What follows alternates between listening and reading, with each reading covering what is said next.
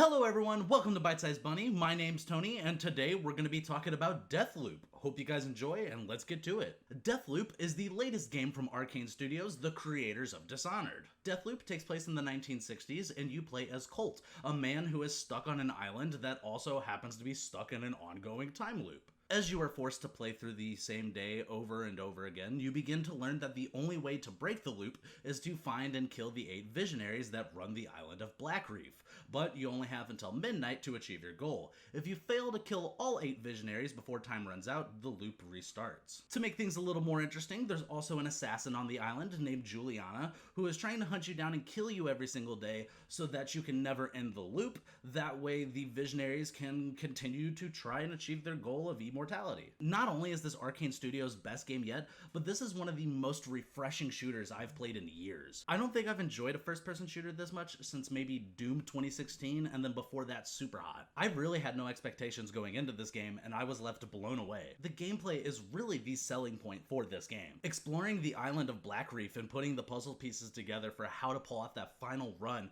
was incredibly satisfying. It really does feel like the perfect blend of the Dishonored gameplay mixed with the strategy elements and the gameplay of the Hitman series, and it just works. I never felt lost or confused on what I was supposed to do next, and every loop I experienced in the 12 to 15 hours I spent with this game felt like I was constantly making progression towards that final run. The weapons and powers Colt has at his disposal were a lot of fun to play with, and then on top of that, each section of the map felt like its own unique little playbox. I never found myself feeling trapped in having to play the game a specific way in order to achieve my goals, and I always found myself feeling like I had complete freedom in finishing missions however I felt like going about them.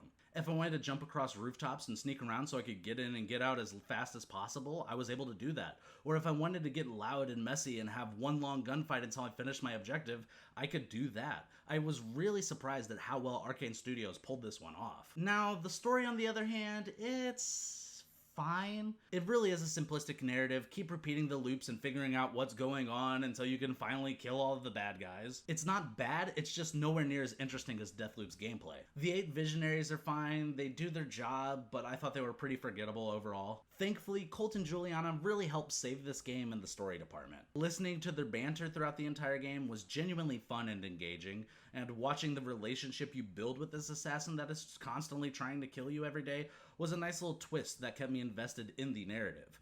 I didn't really care about Colt achieving his goal of breaking the loop, but Colt and Juliana really are the standouts of this game. And then there's the multiplayer component of Deathloop, where you can play as Juliana and invade other players' campaigns, which it's an interesting concept, but it's poorly executed. I tried to get into it, but it honestly just felt like a chore to play. And surprisingly, this is the only part of the game that had my PlayStation 5 crashing over and over again. There was no crashes or game-breaking bugs in the single player, just that multiplayer component. Overall, Deathloop is one of the best games of 2021 and easily Arkane Studios' best game yet. The gameplay is truly something special. The story is a bit lacking, but Colt and Juliana really do elevate the entire experience. The multiplayer felt a little tacked on, but this is one of the best single-player first-person shooter experiences I've had in a long time. Deathloop gets an 8.75 out of 10. Thank you guys for watching, and I hope you enjoyed the video. Like, subscribe, and all that YouTube stuff. I hope you have a great day, and see ya!